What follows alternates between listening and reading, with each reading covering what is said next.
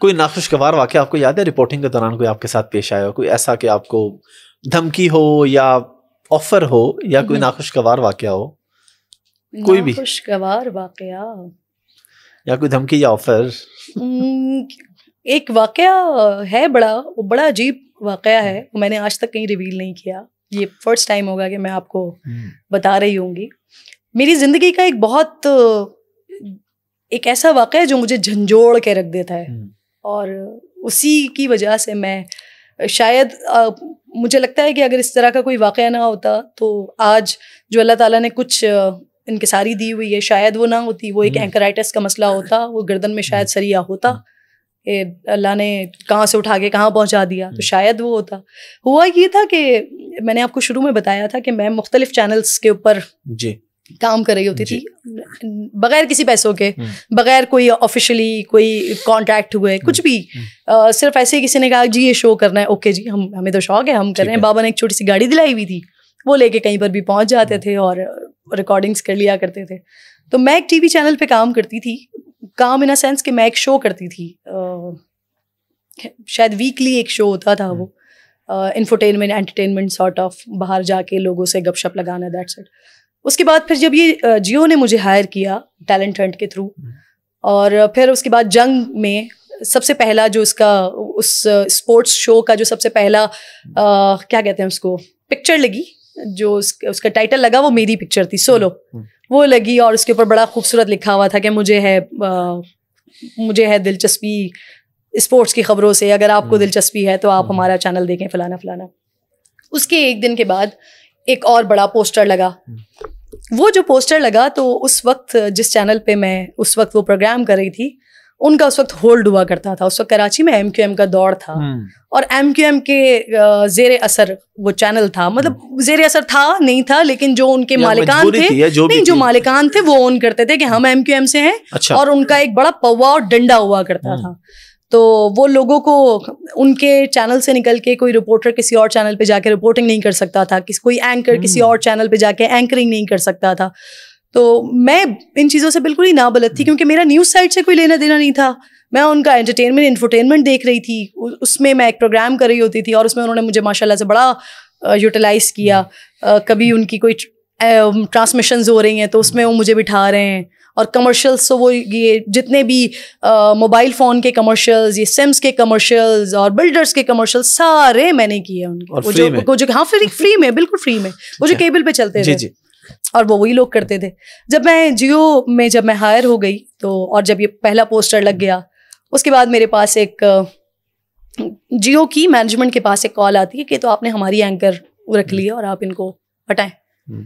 جیو نے, میں جیو کا بڑا احترام کرتی ہوں کہ وہ واقعی چینل ہے. مطلب اس وقت میں ایک ورڈ یوز کرتی ہوں, ٹچی سی اینکر تھی نا, مطلب نہ میرا کوئی نام, نہ مجھے کوئی جانتا, نہ پہچان, کچھ بھی نہیں. اس وقت تو میرا کریئر کا اسٹارٹ تھا بالکل, اور جیو جیسا ادارہ, مطلب مجھے اس وقت یہ تک نہیں پتا تھا کہ میں کس جگہ پر آ گئی ہوں. میرا کریئر اسٹارٹ ہو رہا ہے اور میں کریئر میں کتنا بڑا لوگوں میرے پاس آ گیا ہے, مجھے یہ بھی نہیں معلوم تھا اس وقت. اینی وے جیو کی مینجمنٹ کے پاس کال آتی ہے کہ جی آپ یہ تو ہماری اینکر ہیں, آپ انہیں آف ایئر کریں. انہوں نے نہیں کیا. اس کے بعد دوسرا پوسٹر لگ جاتا ہے, انہوں نے پھر نہیں کیا. پھر تیسرا پوسٹر لگ کے پرومو آن ایئر ہو جاتا ہے, پھر وہ چینل بند کر دیتے ہیں کیبل پر سے, اور کوئی 12 گھنٹے, مور دین 12 گھنٹے اور 24 گھنٹے چینل بند رہتا ہے. خیر پھر اس کے بعد ہم آن ایئر ہو جاتے ہیں. جب ہم آن ایئر ہو جاتے ہیں پھر اگین چینل بند ہوتا ہے. پھر مینجمنٹ پریشان ہوتی ہے اور ان کو یہ دھمکی دی جاتی ہے کہ ہم نے ابھی جیو سپر بند کیا ہے کیبل پہ سے, اب ہم مین جیو نیوز بند کر دیں گے. پھر اس کے بعد مینجمنٹ مجھ سے کہتی ہے کہ ہم آپ کے ساتھ ایک میٹنگ کے لیے جانا چاہتے ہیں. اوکے جی چلیں. اب میں تو نا بڑے غصے میں وسینے کہ بھائی میرا کریئر خراب کریں, کیوں نہیں کرنے دے رہے ٹائپ آف. میں جاتی ہوں ان کے ساتھ, شام 4-5 بجے میٹنگ لائن اپ ہوتی ہے. اس کے بعد میں جیسے ہی جا کے صوفے پہ بیٹھتی ہوں سامنے, تو خیر محترم جو ہیں وہ جو چینل جن کا ہے وہ میرے سامنے بیٹھے ہوئے, ادھر جو ہے وہ جیو کے مینجمنٹ سے جو شخصیت مجھے لے کے گئے وہ یہاں بیٹھے ہوئے, اور سامنے والے صوفے پہ میں بیٹھی ہوئی ہوں. اس کے بعد جیسے ہی میٹنگ شروع ہوتی ہے تو میں ان سے کہتی ہوں اچھا یہ 18 ڈیز اب میں 18 دن آف ایئر ہوں, ٹھیک ہے, میرا کریئر شروع ہوا ہے, میرا پرومو آن ایئر ہوا ہے, میرے پوسٹرز لگے ہیں جنگ میں, اور اس کے بعد میں 18 دن کے لیے آف ایئر ہو گئی.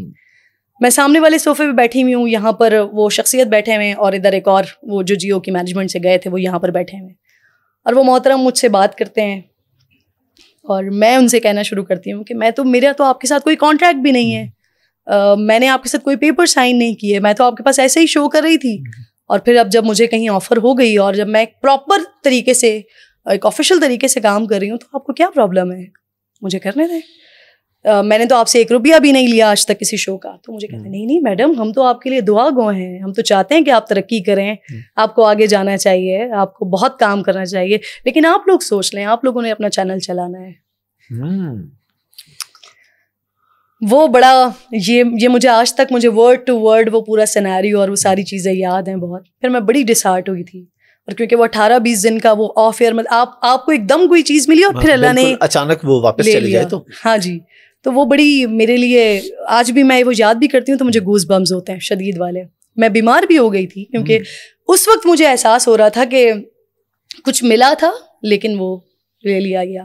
خیر پھر میں بڑی ڈسہارٹ ہوئی. مجھے بہت سارے لوگوں نے سمجھایا کہ آپ جیو سے نہ جائیں, جس میں میرے ہسبینڈ بھی شامل تھے. سب نے مجھے بڑا کنسول کرنے کی کوشش کی اس سارے معاملے پہ, لیکن میں اس وقت بڑی ڈسہارٹ ہو چکی تھی.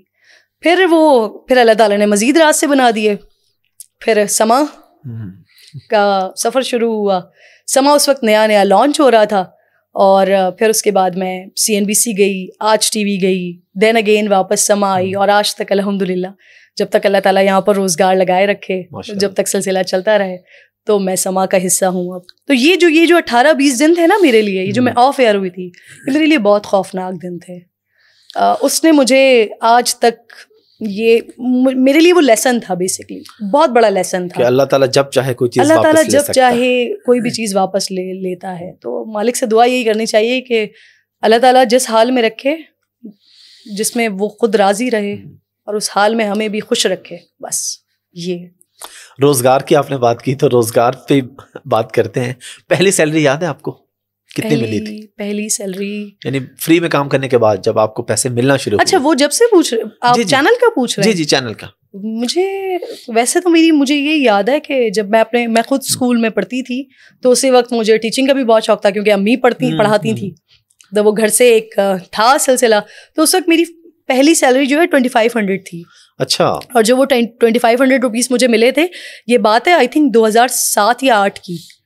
تو اس وقت جو مجھے 2500 روپے ملے تھے تو میں مارکیٹ گئی تھی اور میں نے بہت ساری چیزیں لی تھیں. اس کے بعد بھی پیسے ختم نہیں ہو رہے تھے. اپنے لیے بھی کپڑے لیے, بہن کے لیے بھی کپڑے لیے, سمجھ ہی نہیں آ رہا تھا, اتنے سارے خرچ کیے. اس کے بعد بھی 700-800 روپے میرے پاس بچے تھے. تو لیکن ابا نے بڑا پیسوں کے معاملے میں اور اچھا رکھا ہمیشہ, الحمدللہ بابا نے بڑا اچھا رکھا. تو کبھی اس چیز کی ضرورت نہیں پڑی. بلکہ یہ بھی بڑا سوشل میڈیا کے اوپر چلتا ہے کہ ابھی بلکہ کچھ دنوں پہلے ہی میری ایک کولیگز میں سے ہیں, تو انہوں نے مجھے کہا کہ آپ نا یہ کہیں کلیئر ضرور کیجیے گا کہ ہم نے کرن ناز کو پتہ نہیں کہاں سے دیکھا اور کہاں سے کہاں آ گیا. تو میں نے کہا کہ میں نے کبھی بھی مطلب میرا جو پیشن تھا وہ پیسہ نہیں تھا, میں پیسے کے لیے فیلڈ میں نہیں آئی تھی, میرا تو شوق تھا کام کا. تو وہ شوق آج تک الحمدللہ ہے. تو وہ پیسہ تو اللہ تعالیٰ نے جب وہ 2500 تھا نا تب بھی مجھے لگتا تھا کہ میری اوقات سے بہت زیادہ ہے, اور آج جب اللہ تعالیٰ نے لاکھوں میں رکھا ہوا ہے تب بھی مجھے لگتا ہے کہ مالک اوقات سے بہت زیادہ نواز رہا ہے, الحمدللہ. تو پیسہ کبھی مسئلہ نہیں رہا, اللہ تعالیٰ بس عزت محفوظ رکھے. آمین. ابھی کتنے کما لیتی ہیں؟ ابھی کاؤنٹ نہیں کرتی, کاؤنٹ نہیں کیا میں نے. اب سیدھا بینک میں آتے ہیں تو اس لیے مجھے نہیں معلوم ہوتا. لیکن ٹیکس تو پورا دیتی ہیں ظاہر ہے, بلکہ ٹیکس کٹ کے آتا ہے نا آپ کی تو سیلری وغیرہ. ہاں جی, ہم سینڈوچ طبقہ ہیں جی, ہمارے تو سب سے پہلے ٹیکس ہمارا ہی جاتا ہے, ہر چیز ریکارڈ پہ ہوتی ہے, اور اللہ تعالیٰ ہمیشہ ریکارڈ پہ رکھے. ویسے ریکارڈ پہ رہنے سے نا آپ حلال ریکارڈ پہ ہو سکتی ہے. ہاں, بلکہ ابھی کچھ دنوں پہلے میرے کسی ایک فرینڈ نے مجھے مشورہ دیا کہ آپ اکاؤنٹ میں پیسے رکھتی ہیں, آپ سیونگ اکاؤنٹ کھلوا لیں. تو میرے ساتھ ایک حاجی صاحب رہتے ہیں, حاجی صاحب نے کہا کوئی ضرورت نہیں ہے, 1 روپیہ بھی حلال میں حرام مکس ہو گیا نا تو بس پھر وہ سارا حرام ہو جائے گا. تو وہ سیونگ اکاؤنٹس پہ آپ کو شاید اس کے اوپر انٹرسٹ آتا رہتا ہے. تو حاجی صاحب یعنی کہ میرے میاں انہوں نے منع کر دیا, بہت بڑی بات ہے, بہت پازیٹیو بات ہے, حلال جانا چاہیے. تو وہ حلال الحمدللہ حلال چل رہا ہے ماشاء اللہ. رفلی ویسے ملین سے اوپر ہے نیچے ہے منتھلی سیلری؟ پاکٹ منی میاں سے جو ملتی ہے؟ نہیں سیلری میں لیتی نہیں ہوں. اچھا اسی دن. چلے ٹھیک ہے, ہم لوگ زیادہ فورس نہیں کرتے, ہوتا ہے ہنسی نہیں, آپ کرتے رہیں, اگر آپ نکال لیں تو آپ جیت گئے. نہیں, ہمارا نا یہ فارمیٹ ہی نہیں ہے. اچھا اوکے. ہم کبھی بھی گیسٹ کو سیکنڈ ٹائم ڈسٹرب نہیں کرتے کسی بھی چیز پہ. ہنسی مذاق میں ایک بات پوچھی, نہیں بتانا چاہ رہے, ہر بندے کا ایک رائٹ ہے نا. ہم نے وہ اصل میں پڑھا لکھا آدمی ہوں, میں بزنس مین ہوں, انٹرپرینور. یہ تو پوڈ کاسٹ میں نے 1 سال پہلے شوق میں شروع کی ہے. مینلی میرا بزنس ہے امیزون پہ, میرے پاس ماشاء اللہ اچھی خاصی ٹیم ہے. تو میری وہ چیزیں جو ہے نا, وہ ایتھکس, بزنس والی ایتھکس میں یہاں پہ بھی لے کے چلتا ہوں کہ رسپیکٹ جو ہے وہ سب سے پہلے ہونی چاہیے.